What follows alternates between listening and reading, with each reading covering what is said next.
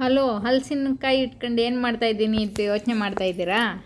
ನಮಸ್ಕಾರ ಸ್ನೇಹಿತರೆ, ಯೂನಿಕ್ ಫುಡ್ಗೆ ಸ್ವಾಗತ ಸುಸ್ವಾಗತ. ನಾನಿವತ್ತು ಮಾಡ್ತಾ ಇದ್ದೀನಿ ಹಲಸಿನಕಾಯಿಯ ಮಂಚೂರಿ. ಇದು ಸೀಸನಲ್ಲಿ ಸಿಗೋಂಥ ತರಕಾರಿ, ಹಾಗಾಗಿ ಇದನ್ನು ಯೂಸ್ ಮಾಡಿದರೆ ಚೆನ್ನಾಗಿರುತ್ತೆ. ನೀವು ಒಂದ್ಸರಿ ಮಾಡಿ ಟ್ರೈ ಮಾಡಿ. ಹಲಸಿನಕಾಯಿ ಮಂಚೂರಿ ತುಂಬ ರುಚಿಯಾಗೂ ಇರುತ್ತೆ, ಚೆನ್ನಾಗೂ ಇರುತ್ತೆ. ನಾನು ಇವತ್ತೇ ಮಾಡಿ ಟ್ರೈ ಮಾಡಿ ಚೆನ್ನಾಗಿದೆ ಅಂತ ನಿಮಗೆ ತೋರಿಸ್ತಾ ಇದ್ದೀನಿ. ನೋಡಿ, ಈ ಥರ ಹಲಸಿನಕಾಯಿ ಪೀಸಸ್ಸನ್ನು ರೆಡಿ ಮಾಡ್ಕೋಬೇಕು. ಆಮೇಲೆ 1 ನಿಮಿಷ ಬೇಯಿಸಬೇಕು. ಒಂದು ಕುದಿ ಟೊಮೊಟೊ, ಈರುಳ್ಳಿ, ಹಸಿಮೆಣಸಿನ್ಕಾಯಿ, ಹಲಸಿನಕಾಯಿ ಪೀಸಸ್ಸನ್ನು ಜಾಲರಿ ಹಾಕಿ ಸೋಸ್ಕೊಳ್ಳೋಣ. ಪೀಸಸ್ಸನ್ನು ಸೈಡಿಗಿಟ್ಟು ಮಂಚೂರಿಗೆ ಬೇಕಾಗುವ ಹಿಟ್ಟನ್ನು ರೆಡಿ ಮಾಡ್ಕೊಳ್ಳೋಣ.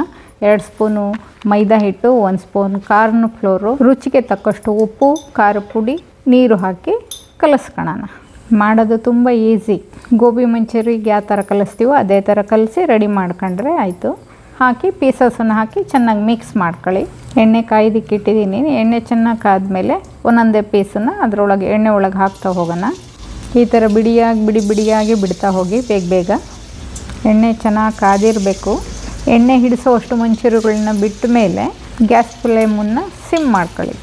ಬೇಗ ಫ್ರೈ ಆಗುತ್ತೆ, ಆದರೆ ಸ್ವಲ್ಪ ನಿಧಾನವಾಗಿ ಬೇಯಿಸಿದ್ರೆ ಒಳ್ಳೆಯದು. ಒಳಗೆ ಹಸಿ ಇದ್ರೆ ಅಷ್ಟು ಚೆನ್ನಾಗಿ ಅನಿಸಲ್ಲ. ನನ್ನ ಚಾನಲನ್ನು ಮೊದಲು ಬಾರಿ ನೋಡ್ತಾ ಇದ್ದರೆ ಸಬ್ಸ್ಕ್ರೈಬ್ ಮಾಡಿ, ಶೇರ್ ಮಾಡಿ, ಲೈಕ್ ಮಾಡಿ, ಪ್ರೋತ್ಸಾಹ ನೀಡಿ. ಜೊತೆಗೆ ಕಾಮೆಂಟ್ ಮಾಡಿ, ನಾನು ಮಾಡಿದ್ದು ಸರಿನಾ ಇಲ್ಲ ಅಂತ ಹೇಳಿ. ಫ್ರೈ ಆಗಿದೆ, ಈಗ ತೆಗಿಯೋಣ. ಮಂಚೂರಿಗೆ ಮೇಯ್ನು ಒಗ್ಗರಣೆ ಹಾಕ್ಕೊಳ್ಳೋದು. ಒಗ್ಗರಣೆಗೆ ಸಣ್ಣದಾಗಿ ಹೆಚ್ಚಿಟ್ಕೊಂಡಿರೋ ಬೆಳ್ಳುಳ್ಳಿ, ಸಣ್ಣದಾಗಿ ಹೆಚ್ಚಿಕೊಂಡಿರೋ ಈರುಳ್ಳಿ ಹಾಕಬೇಕು. ಈರುಳ್ಳಿ ಬೆಳ್ಳುಳ್ಳಿ ಬ್ರೌನ್ ಆದಮೇಲೆ ಸಣ್ಣದಾಗಿ ಹೆಚ್ಚಿಟ್ಕೊಂಡಿರೋ ಟೊಮೊಟೊ ಹಾಕಬೇಕು. ಚೆನ್ನಾಗಿ ಫ್ರೈ ಆಗಲಿ. ಟೊಮೊಟೊ ಎಲ್ಲ ಚೆನ್ನಾಗಿ ಸ್ಮೂತಾಗಿ ಬೇಯಬೇಕು. ಈಗ ಸ್ವಲ್ಪ ಉಪ್ಪು ಹಾಕೋಣ. ಈಗ ಒಂದೊಂದಾಗಿ ಸಾಸ್ಗಳು ಹಾಕೋಣ. ಫಸ್ಟು ಗ್ರೀನ್ ಚಿಲ್ಲಿ ಸಾಸ್ ಹಾಕೋಣ, ಆಮೇಲೆ ಟೊಮೊಟೊ ಸಾಸು, ಆಮೇಲೆ ಸೋಯಾ ಸಾಸು. 1 ಟೇಬಲ್ ಸ್ಪೂನ್ ಹಾಕಿದರೆ ಸಾಕು. ನಾನು ಈ ಕಲ್ಲರ್ ಏನೂ ಹಾಕ್ತಾಯಿಲ್ಲ, ಸಿಂಪಲ್ಲಾಗಿ ಮಾಡ್ತಾಯಿದ್ದೀನಿ. ಇಷ್ಟು ಹಾಕಿ ಚೆನ್ನಾಗಿ ಮಿಕ್ಸ್ ಮಾಡಿದರೆ ಸಾಕು. ಈಗ ಫ್ರೈ ಮಾಡಿ ಇಟ್ಕೊಂಡಿರೋ ಹಲಸಿನಕಾಯಿ ಪೀಸಸ್ ಹಾಕೋಣ. ಇದು ಹಾಕಿ ಚೆನ್ನಾಗಿ ಉರಿ ಜಾಸ್ತಿ ಮಾಡ್ಕೊಂಡು ಚೆನ್ನಾಗಿ ಮಿಕ್ಸ್ ಮಾಡೋಣ. ಮಿಕ್ಸ್ ಮಾಡಿದರೆ ರುಚಿಯಾಗಿರುವ ಸೂಪರಾಗಿರುವ ಮಂಚೂರಿ ರೆಡಿ ಆಗುತ್ತೆ.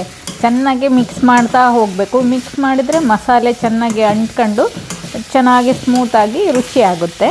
ಎಲ್ಲ ಮಂಚೂರಿ ಥರನೇ ಇದು ಡಿಫ್ರೆಂಟ್ ರುಚಿ ಕೊಡುತ್ತೆ. ಸೂಪರಾಗಿ ಇರುತ್ತೆ. ಹೆಲ್ತಿಗೂ ತುಂಬ ಒಳ್ಳೆಯದು. ವೆಯ್ಟ್ ಲಾಸ್ ಮಾಡೋರಿಗೆ ಇದು ತುಂಬ ಹೆಲ್ತಿಯಾಗಿರೋ ಫುಡ್ಡು. ಹಲಸಿನಕಾಯಿ ಡಯಾಬಿಟಿಕ್ ಫ್ರೆಂಡ್ಲಿ. ಇದನ್ನು ಚೆನ್ನಾಗಿ ಬಳಸಿದರೆ ಶುಗರ್ ಲೆವೆಲ್ ಕಮ್ಮಿ ಇರುತ್ತೆ. ಮಂಚೂರಿ ರೆಡಿಯಾಗಿದೆ. ಸರ್ವ್ ಮಾಡೋಣ. ನೋಡಿ ಎಷ್ಟು ಚೆನ್ನಾಗಿದೆ, ರುಚಿನೂ ತುಂಬ ಚೆನ್ನಾಗಿದೆ. ನೀವು ಒಂದ್ಸತಿ ಟ್ರೈ ಮಾಡಿ, ಹೇಗಿತ್ತು ಅಂತ ಕಾಮೆಂಟ್ ಮಾಡಿ ತಿಳಿಸಿ. ಸಬ್ಸ್ಕ್ರೈಬ್ ಮಾಡಿ, ಶೇರ್ ಮಾಡಿ, ಲೈಕ್ ಮಾಡಿ, ಕಮೆಂಟ್ ಮಾಡಿ. ಧನ್ಯವಾದ.